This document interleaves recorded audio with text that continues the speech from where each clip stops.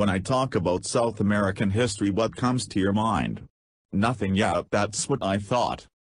All jokes aside, most people don't know enough from American history, and as a Brazilian I think that's bad and think that should change. That's why I'm planning to do a series to teach the Northern Hemisphere about South America. So, let's begin in 1825, where the map of America went from this to this all of a sudden. You can see lots of changes, notably the big country that controls most of the north of the continent. That's Gran Colombia, one of a lot of American attempts at a federation or more united continent.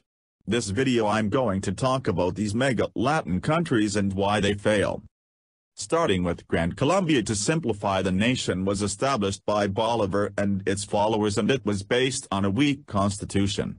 Not only that, but Bolivar wanted an united Latin American state, so he also marched his revolutionaries to Peru and Upper Peru, modern-day Bolivia. This would come back to haunt him, as the money used to keep those armies would bankrupt Gran Colombia. He wanted to annex both countries into Gran Colombia, but there were some difficulties in.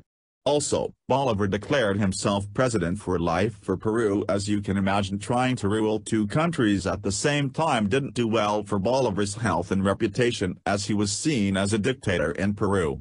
The country was unstable, with calls for a constitution like the Articles of Confederation, and after Bolivar's death the confederation would break and Peru would distance itself from the successor Gran Colombia New Granada.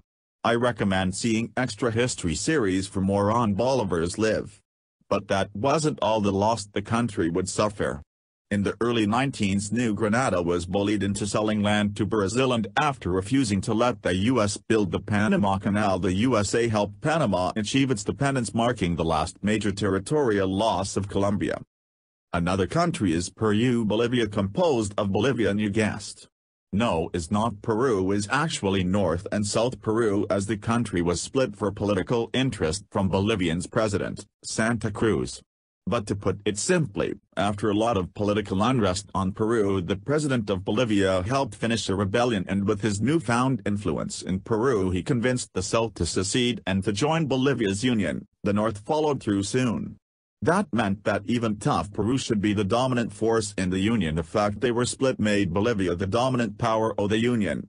The Confederation scared its neighbors, so Argentina and Chile declared war. This would be known as the War of the Confederation, which saw the Confederation forcibly dissolved. By then the Peruvians reunified and tried to annex Bolivia themselves, but failed after a decisive defeat at the Battle of Ingavi, named after the Bolivian province.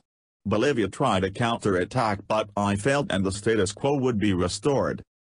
Lastly, we will see the United Provinces of Rio de la Plata, which was the predecessor to Argentina.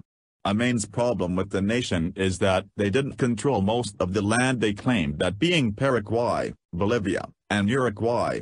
Bolivia was controlled by troops from Gran Colombia, as it had interests on Bolivia as well. Buenos Aires failed to free Paraguay from Spain, causing Paraguayans to take matter to them on hands.